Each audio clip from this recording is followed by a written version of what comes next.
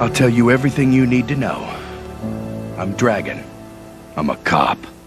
A green-skinned man with a lot of physical strength. You are probably thinking of the Incredible Hulk from that description. Today, however, we will talk about Savage Dragon from the Image Comics universe. Being one of the strongest characters is not easy because how much pain does a character have to go through to be this strong? A lot. Savage Dragon has captured fans since its first publication in 1992. In this video, we will take a deep dive and learn more about Savage Dragon and whether the title of being one of the strongest characters in the Image universe is something he truly fits the bill of. Before we go into our explanation, we have a very small request. If you like our content, please support us by subscribing to our channel. This is a small click for you, but for us, it means a lot. Thank you. Let's begin. Old rover. I lost my memory. I didn't lose my mind. Who is Savage Dragon? What does he look like? Savage Dragon, better known as the Dragon in the Image Comics universe, is a character created by Erik Larsen. This character draws heavy inspiration from Captain Marvel, the Incredible Hulk, Batman, and Speed Racer. Savage Dragon, whose real name is Kur Dragon, is actually an emperor. Kur is an alien emperor who is in search of a new home for his planet. Their race was inherently nomadic, shifting from one place to another. After traversing many years in their spaceship, they came across Earth. Emperor Kur took a liking for the blue planet, but if his race had to stay, then the current race on Earth had to go. So, just like Viltrumites from the Invincibles universe, Kur decided to eradicate the human race very brutally. While Emperor Kur was planning the eradication of the human race, two of the scientists that worked under him, Wretch and Waco, put the satellite television programming in his head. This allowed Emperor Kur to be up to date with the current affairs all around the world while having no clue about who he was and how he ended up there. In this slate, Dragon was found in a burning field by Lieutenant Frank Darling. Darling saw Dragon's supernatural powers and realized that if Dragon joined the police force, the police would gain the upper hand on the Vicious Circle, this villainous group under the control of Overlord. When Darling first offers Dragon this job, the amnesiac Dragon refuses the opportunity and chooses to work at the warehouse, which is coincidentally owned by Darling's cousin. As the situation grows dire, thanks to the villainous super freaks of the Vicious Circle, Darling takes a drastic step to make sure Dragon joins the police. He pays members of the Vicious Circle to go and attack the warehouse owned by his cousin, threatens his cousin, and roughs him up a little so that Savage would join. While the attack led to Savage joining the police, this idea caused the death of Darling's cousin, and he ended up being under the thumb of the Vicious Circle. This led to more convulsions, which made Savage Dragon's saga more interesting. Savage has a very peculiar visual aesthetic. He is a large, burly man with a huge fin on top of his head, almost like a mohawk. His skin tone is green, and his features are almost humanoid enough. With visuals like that, the Dragon definitely made his first impression when he was introduced in the first volume of the Savage Dragon series. Can he regenerate his organs? Regeneration is one of those tricks that can easily change the whole dynamic of a fight based on who has that trick up their sleeve. Well, when it comes to the Dragon, he is one of the lucky ones who have the ability to regenerate as part of his healing factor. As we follow his story arc, we learn that Savage Dragon is one of the Krylon royalty. Being the chosen one amongst a race of aliens definitely means our boy Dragon has some superpowers. One such superhuman ability of his is this regeneration. This regeneration is due to his accelerated metabolism. Savage's cells work way faster than ours, whether it is at producing energy or at dividing. That is why Savage can heal from any wound, no matter how fatal, in a matter of days. He can easily grow his limbs from scratch, in case he gets amputated. His regeneration ability is definitely reminiscent of Deadpool from the Marvel Universe.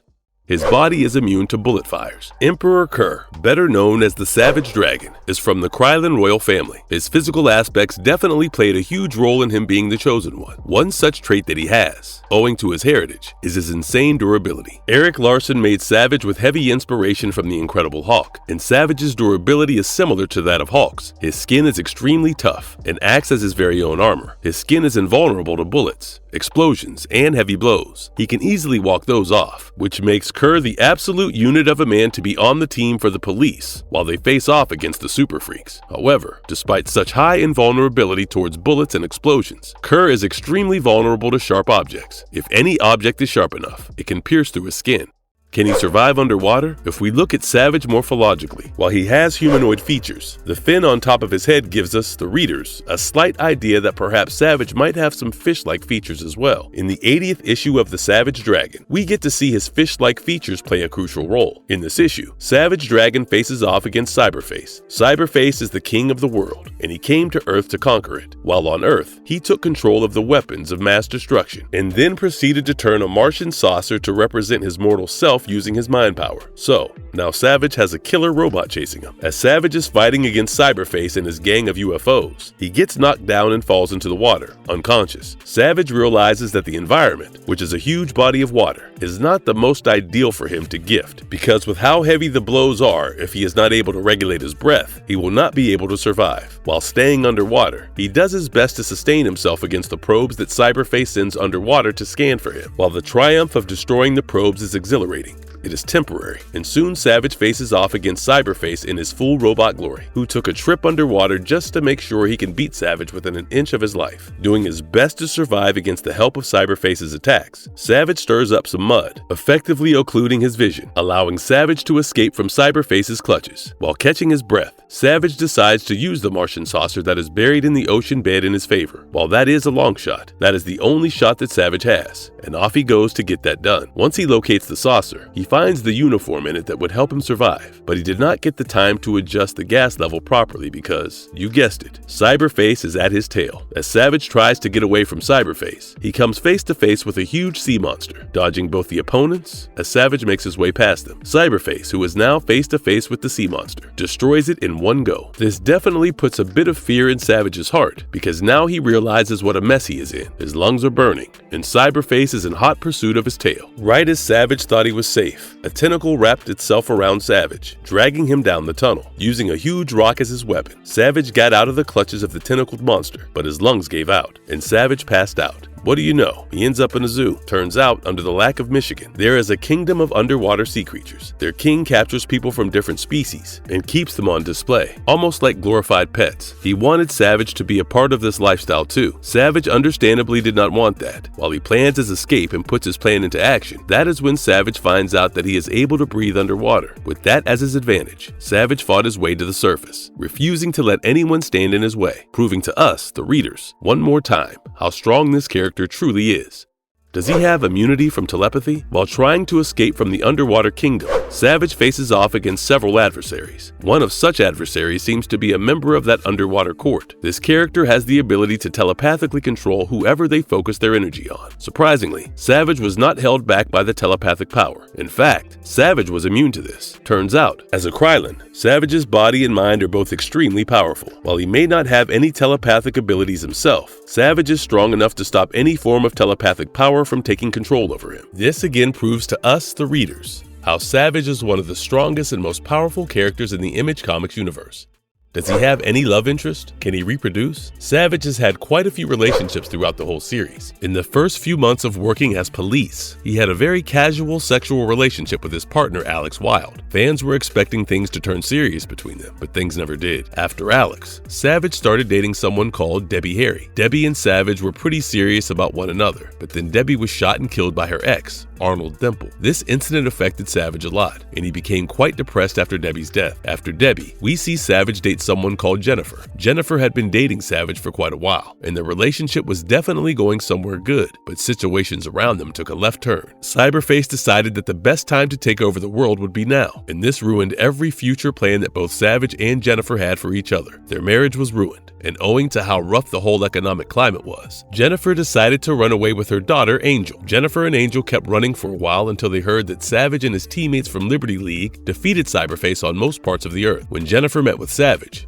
she was, however, faced with a terrible truth. Turns out, this Savage is from this reality. The one she knew, that is, his doppelganger, had passed away just like this Savage's partner. So loneliness brought these two characters together, and they both unanimously decided that they would pretend to be the real deal together. This time around, they both ended up marrying one another, and things seemed pretty dandy. With this marriage, Jennifer ended up climbing the ranks of the Liberty League as well, and that proved to be quite good for her and her daughter Angel, but things eventually turned sour. Liberty League was together for a while, but eventually, like any other group, problems arose, and the whole group dissolved. During the dissolution of the group, Negate and Jennifer got into an unsavory confrontation, and Negate took her powers. Without powers, Jennifer was no longer able to take care of her daughter, which was her biggest motivation. This led to her frustrations increasing quite a bit. With how nonchalant Dragon was acting, her emotions soared to the sky and beyond. She tried telling Dragon how she thought Master Glum was a threat, but Savage seemed to not care at all. This ignorance of Savage's side led to Master Glum getting his hands on Angel. Once he got Angel, he fed Angel a growth serum that led to Angel growing extremely big and tall. all. This random growth spurt was more destructive than one would think, and their house was destroyed. During this destruction, Jennifer got hurt and ended up paralyzed. Because of how Savage had behaved so far, Jennifer considered Savage a danger to her and her daughter, and decided to go to the hospital. She asked her best friend Gertie Funt to check her into the Hillman Hospital. Once she was a little better, they both went on an adventure to find a way to restore Jennifer's superpowers. They decided to go to the Creator's home, as he might be able to give them the answers they sought. However, once they reached the Creator's home, a rude surprise was waiting for them. Turns out, Mr. Glum had used the God Gun and taken control over every human's mind, including Angel's. With no memory of her past, Angel saw her mother as nothing more than an intruder. With that in mind, Angel shot her mother dead and hid her body under the building. However, Savage had no idea about what had happened to Jennifer. In his head, Jennifer was still upset and scared of him, which is why she ran away and went into hiding. Savage searched for years until he received a letter from Angel. Angel, now out of mind control, came clean about the murder. While his life with Jennifer did not end up being as good as it could have been, Savage did end up having a family later. He had a son. His name is Malcolm Dragon. Malcolm is the son of Savage and Rupture, who is a superhero of her own accord, with 2 super parents. Malcolm was quite super himself. Malcolm was born quite prematurely because her genetics are far superior to ours. He was still kept at the Hillman Hospital for further checkups. The good news was that Malcolm was just as healthy as other babies, which gave Savage and Rupture quite the hope to bring their child home. But this good news turned sour when, suddenly, Malcolm passed away. His sudden demise affected his parents greatly. However, his parents were sure this was because of the premature birth and did not request any autopsy. Both of them simply wanted to grieve their son. But turns out, Malcolm never died in the first place. The Covenant of Sword organization decided to kidnap the baby and leave a copy in his place. This was done under the supervision of Damien Darlord, who wanted to build an army full of kids with superpowers indoctrinated with the way of Covenant of Sword. Malcolm has hidden away for 4 years, and when Dragon learned of his existence, he did his best to get to his son. While trying to do that, Dragon got sent into an alternate dimension. This lasted a few more years, when Universo, the destroyer of worlds, decided to destroy everything. Malcolm escaped into Dimension X with his friends to save themselves. After fighting and surviving in Dimension X, Malcolm made his way to the Glum world, where he went via a portal and finally ended up with his dad. Finally united, he, Dragon, and Angel Murphy decided to be a family together.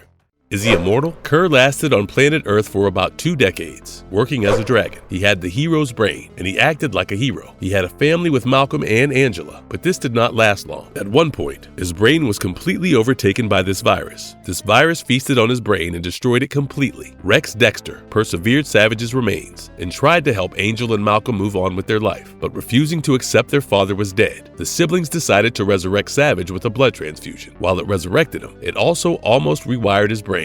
Now Dragon was Emperor Kerr, ruthless and merciless. But then, with the help of Dark Lord, Emperor Kerr is shot in the face by actual Dragon, who is not dead and is from a different dimension. This Dragon wanted to give the world another chance, and by getting rid of Kerr, the world was safe again. But Dark Lord kills Dragon by turning him up with his laser eyes. But that does not stop Dragon. Sure, he stopped existing in this timeline, but now he is in an alternate timeline, ready to begin his new adventure. So, as we can see, he is not immortal when his body is shot point blank, but when he is burned alive, he simply goes into a different dimension, alternate timeline, and lives out his life there.